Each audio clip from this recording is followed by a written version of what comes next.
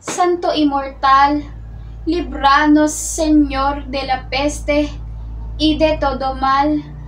Santo Dios, Santo fuerte, Santo Immortal, librados Señor de la peste y de todo mal.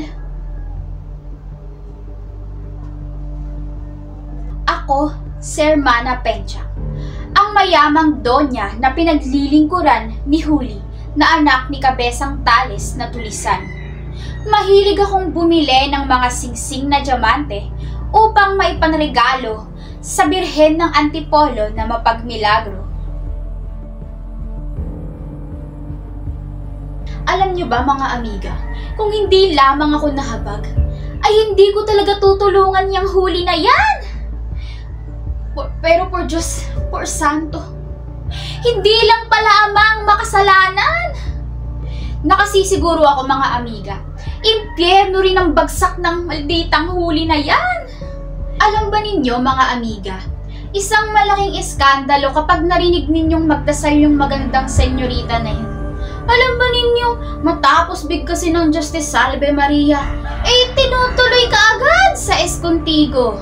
At ang siste pa, kapag dinadasal naman ng Santa Maria, hindi man lang humihinto sa pekadores. At hindi lang yan mga amiga, nahuli kong hindi pala niya sa ulado ang Oremus Gracia, kung saan mentibus ang bigkas niya sa imentibus. Para bang suman sa ibus, sus Mariose! Isa pa yung kasintahan niyang Basilio na yan. Alam ninyo mga amiga, hindi dapat pinapadala sa Maynila yung mga kabataang nais makapag-aral. Abay bakit? Simple lang! Ang mga tinuturo sa kanilang karunungan ay ginagamit lang ng mga kabataan sa kasamaan. Kaya sayang lang. Kaya yan, yung Basilio na yan, na matagal nang nag-aaral sa Maynila, ay nako, matagal nang lubog na lubog sa kasamaan yan. Kaya naman, gusto rin niyang idamay at ilublob din sa kasamaan ng kasintahan niyang si Huli. Kaya siguro gusto niyang tubusin sa akin. Ay nako, kawawang bata. Tiyak na bagsak rin ng Huli na yan sa impyerno kung hindi ko magagabayan ng kabanalan at ng mga dasal. Alam ba ninyo mga amiga, natanawan ko rin yung Basilio na yan na hindi man lang nagsasawsaw ng kamay sa agwa bendita sa simbahan.